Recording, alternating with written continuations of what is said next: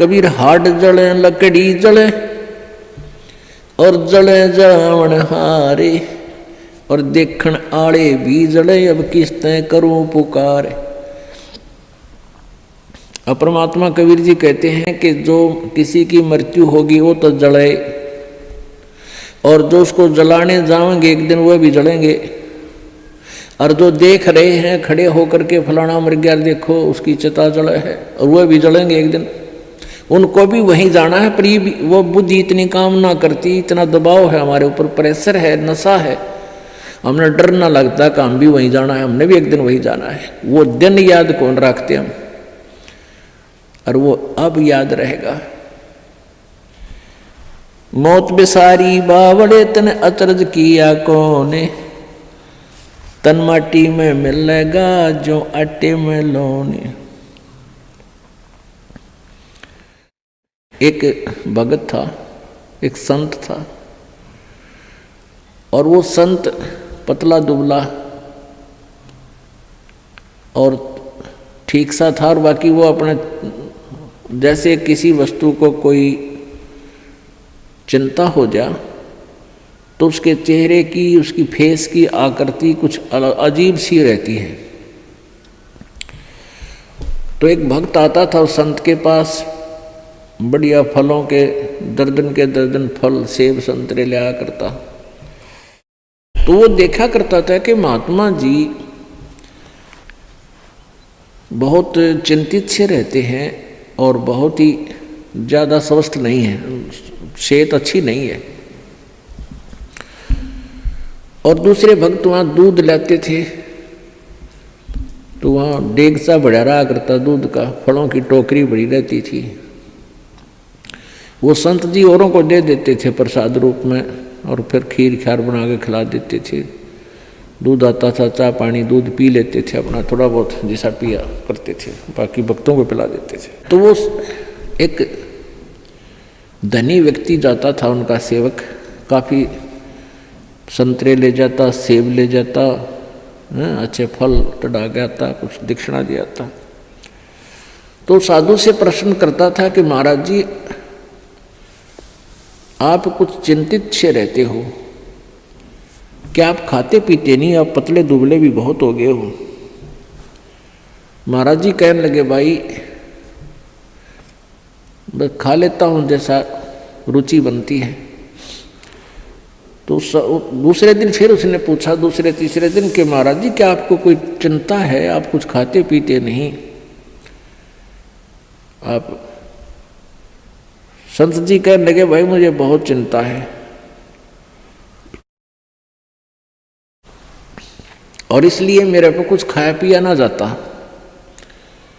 तो उसने, उस धनी व्यक्ति ने सोचा भी साधु संतों की भी क्या चिंता हो है बता, हमारे कैसे गृहस्थियों ने तो 100 चिंताएं हों, पर संतों को क्या चिंता। उसने कहा महाराज जी आपको ऐसी कौन सी चिंता सता रही है।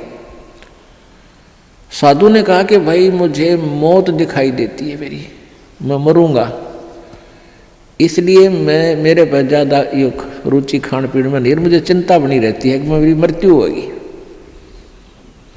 तो संत कहने लगे जी कब होगी आपकी मृत्यु। अब उस भक्त ने सोचा कि अभी निकट भविष्य में ही शरीर छोड़ते होंगे 2-4 दिन में।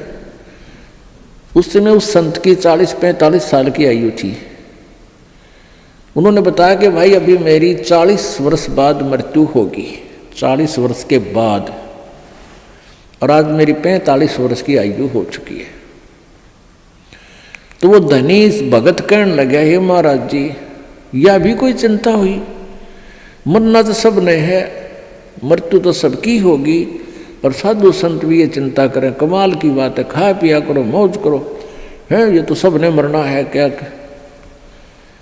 अब वो प्रतिदिन आवे और यह बात कहे कि महाराज संत भी कदे मृत्यु तो डरा कर, ये तो सब ने मरना है, ये तो क्या बात है, खूब बड़े बड़े लक्षण डाले। अब उस संत ने सोचा यो रोज दुखी करेगा, ला इसकी फड़क निकाल दूं।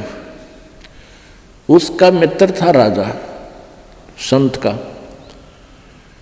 और संत ने उस राजा से, मित्र नहीं उसका सेवक था, राजा से कहा कि संत ने कि वो जो धनी व्यक्ति है एक सेठ, उसको फांसी की सूली की सजा सुना दे फांसी की, लेकिन तोड़ना नहीं है, उसके लिए कोई समय निर्धारित कर दे महीने 20 दिन का, और उसके लिए कोठड़ी में बंद करके उसने सारा सामान रख उसके पास, दूध भी फल भी खूब ठाठ रखा, अच्छे बढ़िया घी दूध चूरमे खिला उसने। अब राजा अपने गुरुदेव का आदेश पाते ही राजा ने वो बुला लिया और कहा भी तेरे को फांसी की सजा सुनाई जाती है, तूने किसी व्यक्ति का मर्डर कर रखा है। अब वो धनी सेठ के सोच रहा है बड़ी बुंडी बनिया, तो मैंने किसी मृत्यु का कोई हत्या करी नहीं, देख फांसी की सजा होगी। दिन रख दिया 20-25 दिन, महीना 1.5 महीना जो भी। अब वो दिन तारीख दर दी 25 तारीख 24 10 30 तारीख, वो 30 तारीख रख दी महीने की, या 14 6 8 जैसे भी कोई रख दी। तो हम अपने उदाहरण के लिए उसको 8 रख दी जो 1 महीने बाद थी, और एक कोठड़ी में बंद कर दिया, उसके आगे फल और दूध के पूरे पात्र भरे रहे लोटे के लोटे।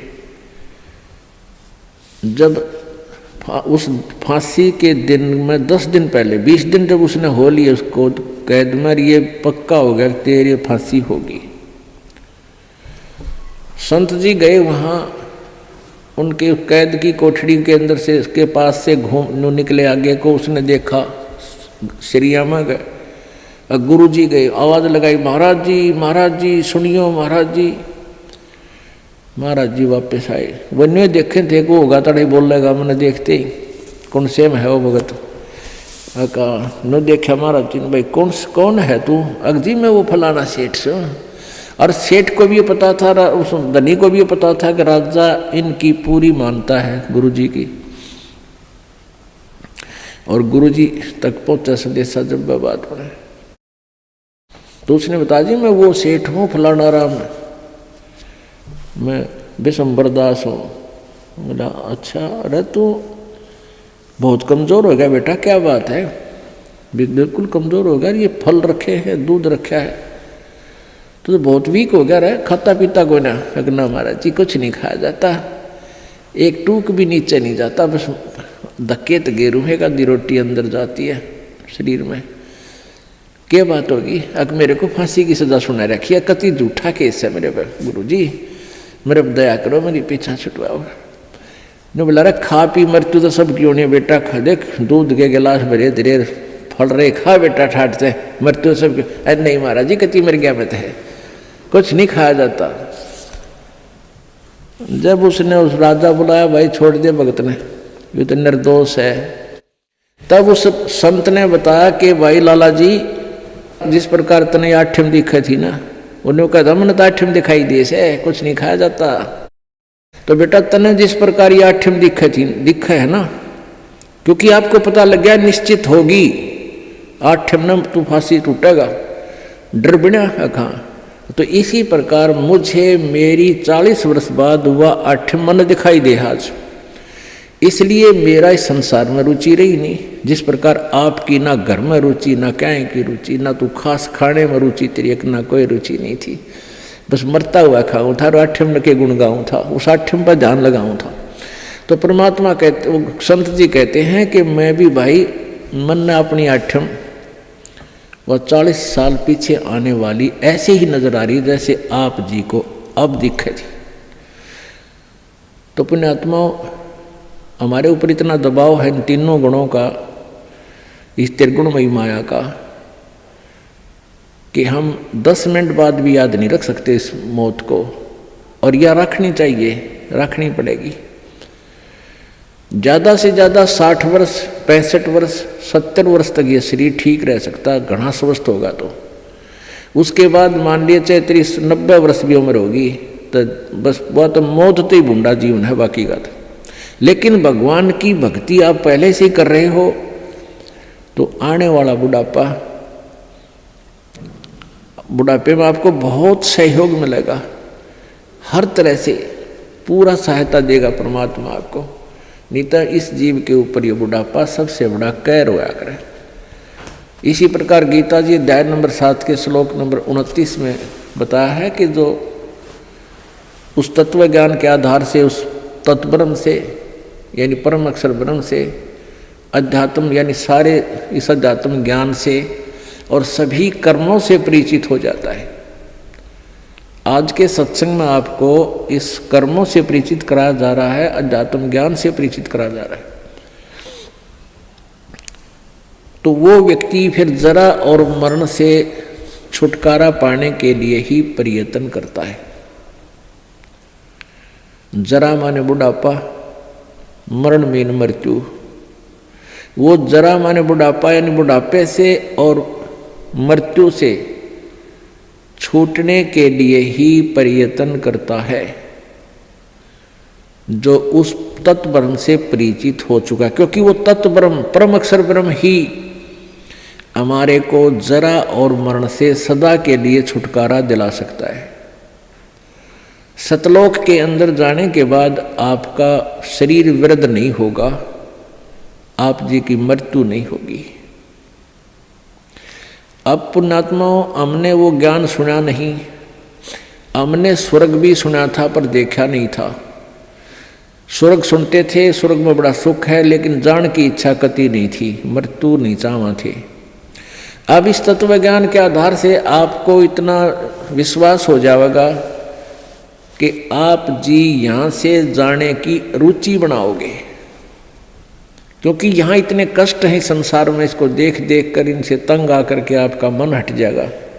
और इस तत्व ज्ञान के आधार से आपको ये भी पता चलेगा कि ये तो आज नहीं, इस जन्म में नहीं, असंख्य जन्मों में पहले भी हो लिया और आगे भी होगा,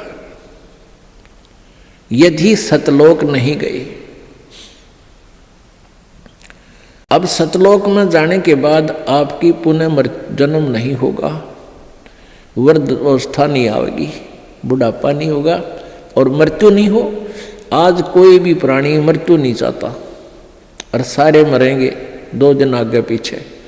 समय आने पर सबकी मृत्यु होगी, मरना कोई नहीं चाहता। चाहे को 80 साल 90 वर्ष का बूढ़ा हो रहा है और चला जाता ना बैठा जाता है, कभी कड़ दुख है, कभी सिर दुख है, और फिर भी मृत्यु नहीं चाहता। ठीक है, ऊपर ले मन तो चाहे कह भी दे भगवान मन ठा ले, लेकिन जब ठाण का टाइम आओ ना, जब उल्टा हटता, कोई भी हटे, जिनको ज्ञान नहीं, भगत नहीं उल्टे हटते। एक बुढ़िया रोज न्यो कहा करती, हे भगवान मन ठा ले, मतलब दुखी हो ली इस परिवार तक, हे भगवान मन ठा ले।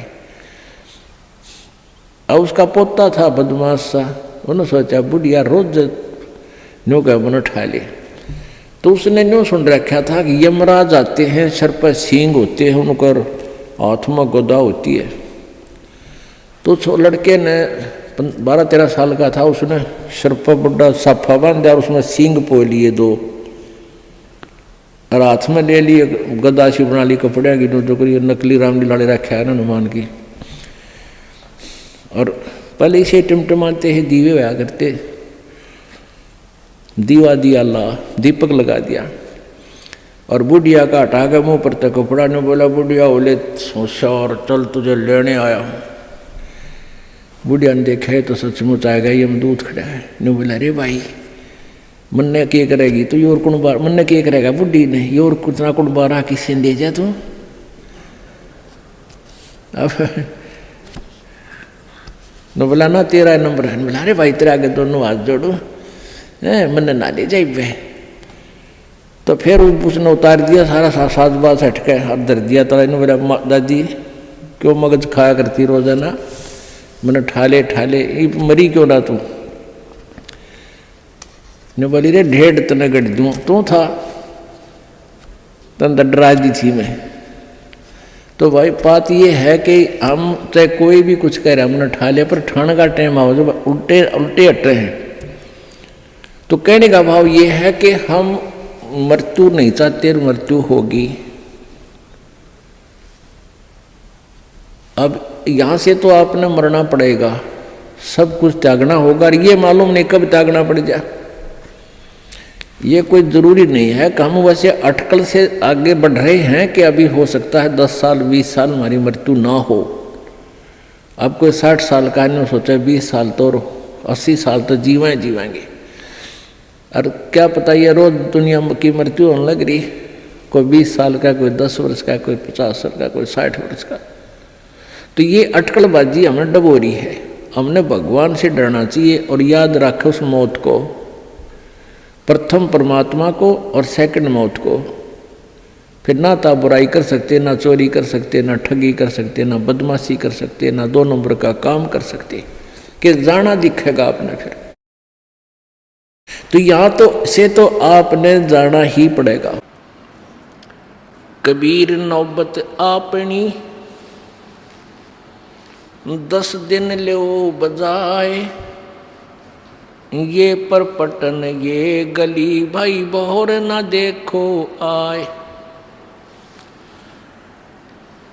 जिनके नौबत बाजती मंगल बंदते बारे, एक हरि के नाम बिना वो गए जन्म सब हार।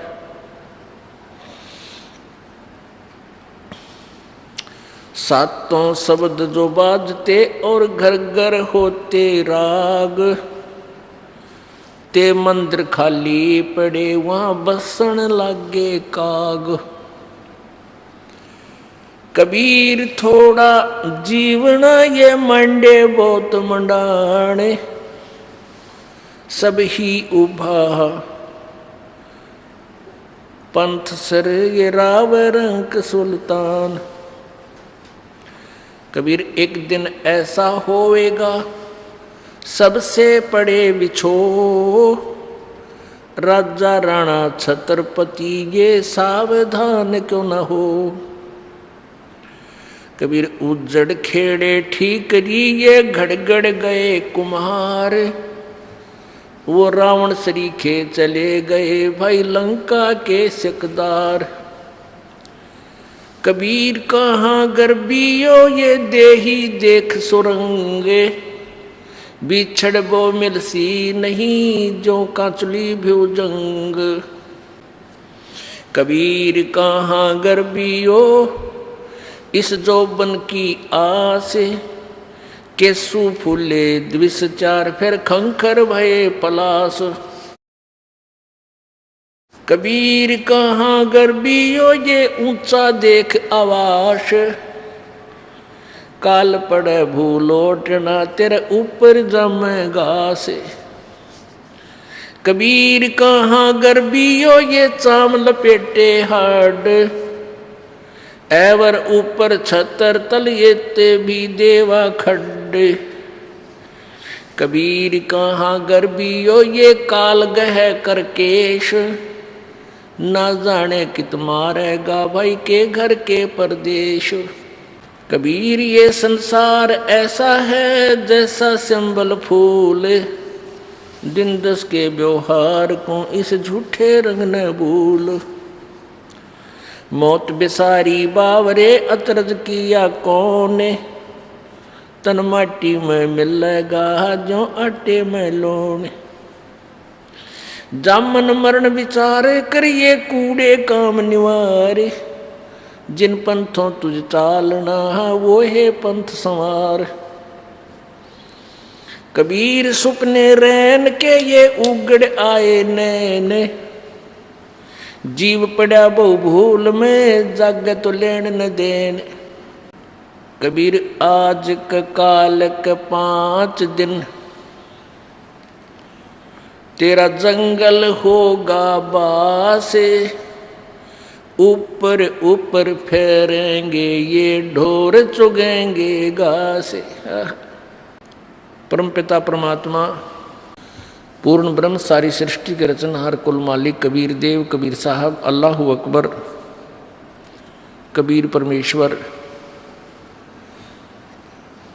ये वो परमेश्वर है जो काशी शहर में बनारस के अंदर सन 1398 संवत 1455 विक्रमी संवत 1455 ज्येष्ठ सुधी यानी जेठ उत्तरते की पूर्णमासी को लहर तारा तालाब के एक कमल के फूल के ऊपर शिशु रूप धारण करके प्रकट हुए। वे अपने सतलोक से चलकर आए और वहाँ से एक नीरू नीमा नाम के जुलाहा दंपति निसंतान थे। वो परमात्मा को, बालक रूप परमात्मा को, शिशु रूपधारी परमात्मा परमेश्वर को उठा ले गए। लीलावत परमात्मा उस जुलाहा वर्ण में बड़े हुए, फिर जुलाहे का कार्य करने लगे, इसलिए कबीर जुलाहा नाम से प्रसिद्ध हुए। वो परमेश्वर पूर्ण ब्रह्म हैं, सारी सृष्टि के रचनहार हैं, कुल के मालिक हैं।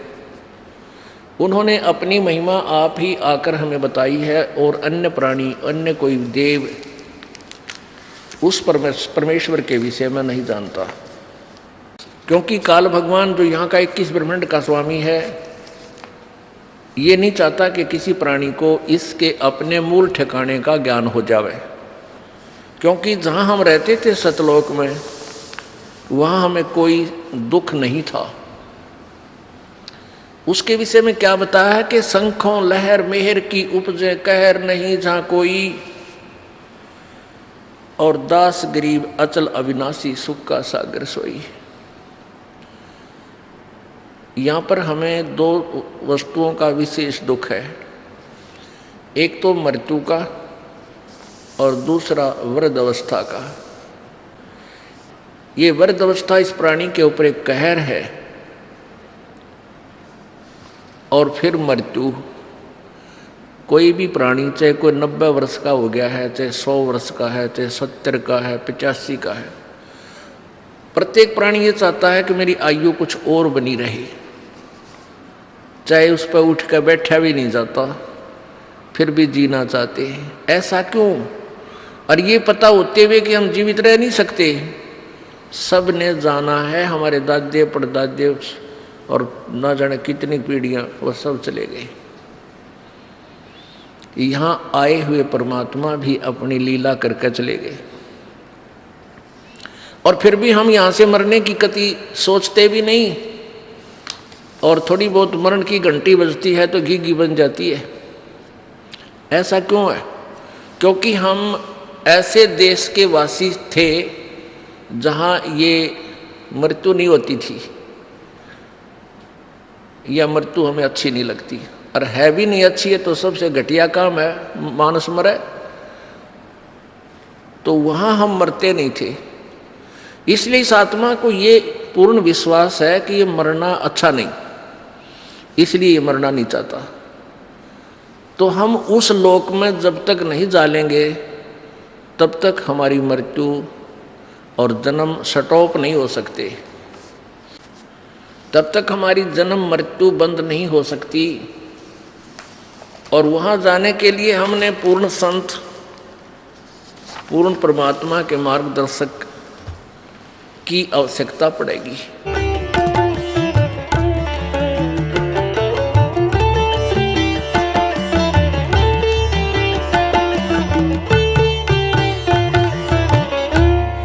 तो यहाँ परमात्मा में याद दिलाते हैं कि ये दम टूटे पिंडा फूटे हो लेखा दरगाह माही, जिसमें आपकी मृत्यु हो जाएगी। आपको पकड़कर यम के दूत जो भक्ति नहीं कर रहे हैं, आप जी को धर्मराज के दरबार में, न्यायाधीश के दरबार में खड़ा कर दिया जाएगा, जो काल का न्यायाधीश है। और वहां जाकर के आपसे पूछेंगे कि भाई निकाल क्या लाया गठड़ी में, दिखा तेरा परस, कितनी माया इकट्ठी करके लाया तू। जो पूंजी लेकर गया था मनुष्य के श्वासों की, अब दिखा कितना कमा के लाया। फिर ये नीचे को मुंह कर लेगा ऐसे। पुण्यात्मा, ये जब मनुष्य शरीर छूट जाता है उस समय इस प्राणी के साथ ऐसे बीतती है जैसे सौपन में क्या देखते हैं कई बार एक गरीब व्यक्ति, और क्या देखता कि कार में बैठा जा रहा है। एक बताया था व्यक्ति कहने लगा मैं आज सपने में ऐसा देखा कि जैसे कार में बैठा हूं और कार चला रहा हूं और ब्रेक लगाया, आगे एकदम कोई ऐसी स्थिति थी, आगे ब्रेक लगाया, जोर से पैर मारा और रजाई फटी हुई थी उसकी, उस रजाई में का पैर आर पार हो गया। फिर वह आंख खुल गई, यानी निंद्रा भंग होगी, देखो होता है, वो पैर छोड़ दिया। फिर जब स्वप्न टूटा तो देखा ना कार और कुछ भी नहीं, और वो सपने में देख रहा खूब जोरते, उसका पेटा है ना भर रहा। तो कहते हैं आज जो सुविधाएं आपके पास है और जिस समय ये आपकी शरीर छूट जाएगा उस समय आपका सपना सा टूटेगा और यम के दूत बाजू पकड़ रहे होंगे, वो पाँव जरा होगा टूटी हुई रजाई में और कहेंगे चल बच्चा। अब उसका विश्वास सा नहीं बनता कि बेटा था, मेरी बेटी थी, कार थी, कोठी थी, कहाँ थी, चल अब बताएंगे तरीके थी। यहाँ बताते हैं कि ये स्वप्न जब टूट जाता है, जब इसका समझ में आ कुछ भी ना था, मैं तो वैसे ही दुखी हो रहा था कार में, कदे ब्रेक लाऊं था, कदे गियर बदलूं था, और था कुछ भी कोई नहीं। तो ये जो आज आप देख रहे हो, जब सपना टूटेगा, आपका मृत्यु होगी, आपको ऐसा लगेगा अरे के था, कौन सा बेटा, कहाँ बेटी, कहाँ कोठी, कुछ भी नहीं था। अब समझ लेना सपने के बाद आपको क्या प्राप्त होता है, याद रह जाती है वो। तो धर्मराज के दरबार में जा करके इसको खड़ा कर दिया जाता है। फिर वो पूछता भाई निकाल, उसको तो मालूम तो होता है ये सारा। तो फिर वो क्या बहाना मिलाता है, क्योंकि उसको याद आ जाती है कि मैं वायदा करके गया था भगवान से, हे परमात्मा जब ईब के मनुष्य शरीर मुझे मिल जावे तो मैं सदा भगवान याद करूंगा, पेट के लिए थोड़ा बहुत कार्य भी करूंगा, लेकिन ज्यादा समय मालिक तेरी याद में बिताऊंगा। अब मुझे सब याद आ गया है। उस समय उसको पिछले पुण्यों जन्म जन्मांतरों के सारे दुख याद आ जाते हैं, और जब ये मनुष्य शरीर प्राप्त करके वहां से चलता है, इसको बार बार समझाया जाता है कि अब के गलती मत करना। तो ये कहता नहीं जी, पीछे गलती बनी सो बनी, आगे नहीं करूंगा। माँ के गर्भ में भी इसको याद रहता है। माँ के गर्भ से बाहर आते ही इसके ऊपर तीनों गुणों का ऐसा एकदम प्रभाव बन जाता है, ये सब भूल जाता, अचेत हो जाती आत्मा। इसको नए सिरे से पढ़ाई कराई जाती है, ये तेरा चाचा, ये तेरी चाची, ये माता, ये पिता, ये बुआ या माँ, ऐसे, और नए सिरे से इसको पढ़ाया जाता है। अब जब तक हम सत्संग में नहीं आते और सतगुरु नहीं मिलते, नकली संतों के सत्संग से भी लाभ नहीं, क्योंकि उनके पास ना नाम ना ज्ञान। उद्देश्य उनका अवश्य है कि हम सत्संग सुनावा, लेकिन सत्संग है ही नहीं उनके पास। आप सुन रहे थे जगत गुरु तत्वदर्शी संत रामपाल जी महाराज जी के मंगल प्रवचन। अधिक जानकारी के लिए विजिट कीजिए हमारी वेबसाइट www.jagatgururampalji.org। संत रामपाल जी महाराज जी के शुभ आशीर्वाद से पूरे विश्व भर में 500 से भी ज्यादा नाम दीक्षा केंद्र हैं, जिन पर संत रामपाल जी महाराज जी द्वारा ऑनलाइन निशुल्क नाम दीक्षा दी जा रही है। अपने नजदीकी नाम दीक्षा केंद्र का पता करने के लिए संपर्क करें 8222880541।